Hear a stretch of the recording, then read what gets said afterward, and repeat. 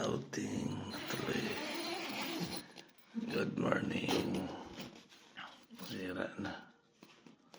Hindi na ako makalabas. Ay, nasira na ang tent. Dali lang.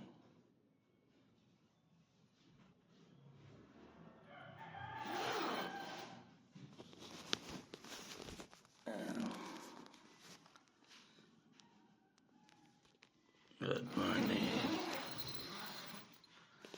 Tuloy na talaga yung outing ko.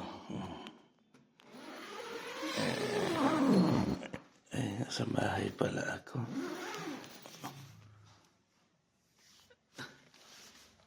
Akala ko nasa beach.